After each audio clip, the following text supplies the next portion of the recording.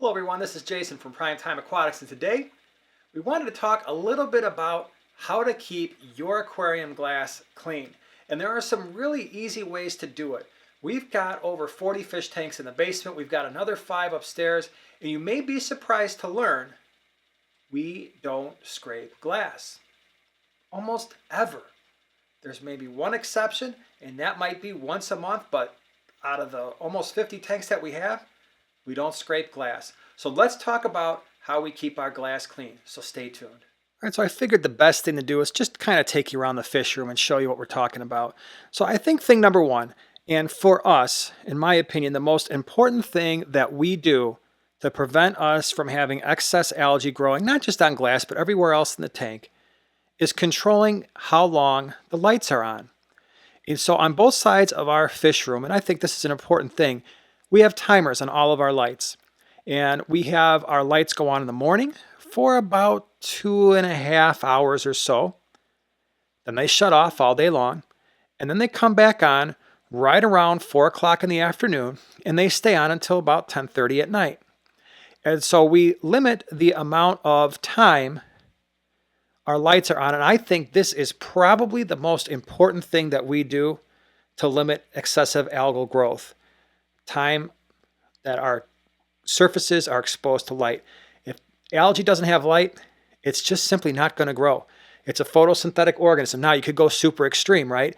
You could have your lights off for 24 hours a day, but then your fish are going to suffer because they need to have, unless they're, cave fish or deep sea fish, which we're probably not keeping, they need to have light. And so we have to find that happy balance. And of course, we want to be able to see the fish. So lighting is a huge thing. Now you may say, okay, well, I've got plants, and so the plants need 12 hours light a day. Some maybe, but for us, we keep low light plants for the most part. And those plants have been thriving and doing well based on the amount of time. Again, about 2.5 hours in the morning, about 6.5 hours at night. So we've got about 9 hours a day split. It's been working out just fine. So lighting is huge. Obviously, the second thing is the plants need to eat. Now, most of their mass comes from the CO2 that's in the water. That's how they really grow. That's how they get big. But they also need things like nitrates and phosphates and sulfates, things that we often call fertilizers. And so if you limit the amount of nutrients going into the tank to only those nutrients that are necessary for your fish to grow and stay healthy, that's going to go a long way in keeping your fish or your tanks from not having an overrun of algal growth as well. So we've got our lights, we've got our nutrients. We try to keep that in check. So we pay very close attention to how much we're feeding our fish. The other aspect then when it comes to nutrients isn't just how much you're feeding, but how well you're keeping up with your tank maintenance. And so are you keeping up with the maintenance? Are you doing your water changes when necessary? So if your nitrates are getting above 20, 25 parts per million, you should be doing a water change to try and keep that right around that level. So if you're up 40, 50, 60 or more parts per million, well, that's going to be excessive nutrients for algae to grow. There's a big debate, I think. I don't know if it's a big debate, but there is some debate as to whether or not gravel vacuuming is necessary. Now, for us, we do gravel vac, unless we've got plants that are extending roots into the gravel. And if that's happening, then maybe not. So if we've got rooted plants, then we may not gravel vac next to where the roots are growing. But for the most part, for some of our tanks that just have the sand substrates, we're getting the stuff off the sand, we're getting it off of the gravel. If there's no plants or a very lightly planted tank and the roots are not in that particular area, that is going to cut down the amount of algae that grows as well.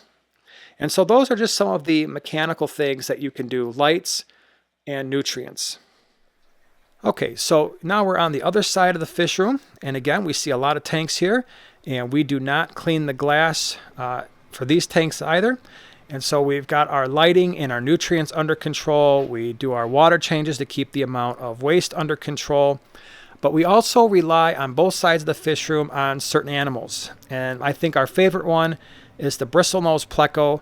The Bristlenose is a workhorse in our fish room. It helps keep these tanks looking the way they do. Cleans off all the algae on the glass and on the surfaces, and without them, I don't think these tanks would look nearly as clean as they often look. So the Bristlenose is our all-star. But you can also do things like Otocinclus, other types of Plecos, Chinese algae eaters. We've got species profiles on both the Chinese algae eater and the Bristlenose Pleco. They both do a pretty decent job. But the other thing that we rely upon quite a bit, and I know a lot of people don't necessarily like them, and that is the snail. Common pest snails, ram's horn snails, both do a great job in keeping the glass clean. And there are in some cases where we've got tanks where, maybe we got some sword plants, and the Bristlenose Plecos, they're a little rough on the sword plants, or maybe, our fish are fin nipping some of the Bristlenose, so we just add some snails and they just ignore the snails. And they do a great job too. There have been some tanks where we don't have Bristlenose. We started getting some algae, threw in a handful of ram's horn snails, which a lot of people could just consider a pest snail. And within a couple of weeks, the tank looks a whole lot nicer. Now, granted, you've got some snails in there, but we don't mind the snails. And you'll see that in our videos a lot, where we've got snails all over the place, but they're just fine. So, again, the moral of the story is we're not taking an algae scraper to these tanks. I don't have the time. My boys don't have the time. And we rely on the physical factors such as light and nutrients and the types of animals that we keep in the tanks to keep these things clean. And if you get that dialed in, there's no reason why you can't have the same results. All right, everyone. So we wanted to share that with you, kind of give you an idea of something I think a lot of people find frustrating is when you get a lot of algae on the glass or on your decorations or even on the substrate. How do you prevent that? How do you limit it? And again, I don't know if there's any one thing. You have to look at all those factors: the light, the nutrients, the types of fish you're keeping, how much waste is in the tank. And once you start to balance those things, it's a lot easier to deal with. Because nobody, I think, really says, "Oh man, I can't wait to start scraping glass. This is going to be so much fun." It's not. It's definitely something I wouldn't want to do. So hopefully you enjoyed the video. Hopefully you found it useful.